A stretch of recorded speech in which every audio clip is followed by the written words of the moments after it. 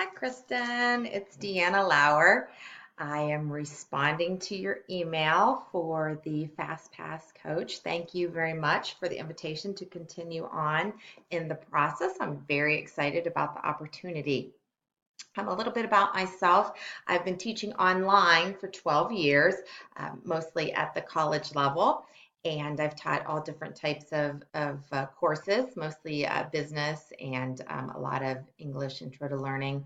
And I've been teaching with VIP Kid for a year and a half. And I really have enjoyed the process of being able to take some of my different teaching skills for my background. I have a master's degree in education, so, which is kind of why this kind of naturally flowed into what I like to do.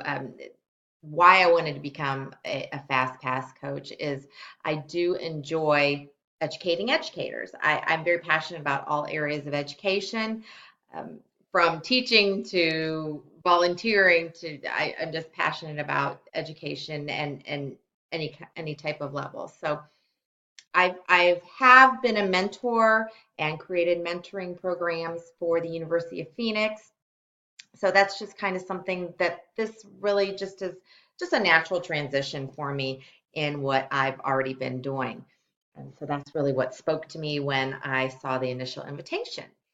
So the second part of what you wanted me to do was to teach something that I would share in a FastPass coaching session, and I chose to do TPR. Okay, so I'm going to just go ahead and get started, and now I will start the teaching part. Okay, great. All right, so today I'm going to show you a little bit about and discuss with you a little bit about what TPR is. If you have read anything about ESL or anything about VIP Kid, I'm sure you've seen those three letters TPR, which means total physical response. And what that means is just basically a method of coordinating your language and your movements. Okay, and that's what I'm going to kind of show you a little bit about how we use TPR at VIP Kid when we are trying to teach our learners who know very little to no English. There are certain things that people just understand.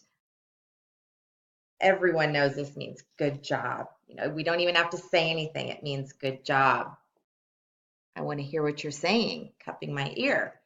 So just different things like that.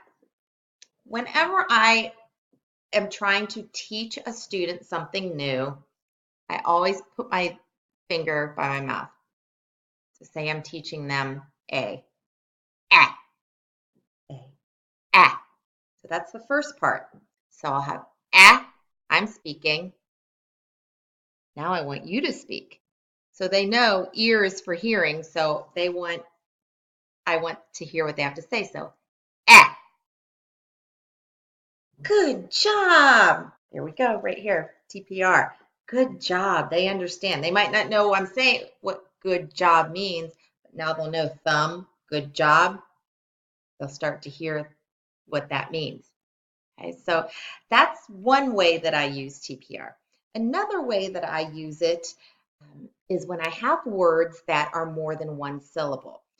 Take this word alligator, alligator, right here. Four. That means I want four separate sounds coming from the student. Many times with long words like this, they want to just crunch them all together. So they know I want alligator, alligator.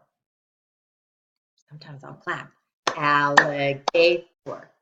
Um, they'll have a lot of lessons where they need to know syllables, so this helps too when they're sounding out the syllables, and then they have to write three syllables, four syllables. So this is a good way of TPR of getting to get the sounds out of the students. Okay, so this is basically just a little short overview of TPR and how it can be used in the classroom. Um, Okay. Well, thank you very much, Kristen. I appreciate you inviting me to the second part of the process, and I look forward to hearing from you. Have a great day. Bye.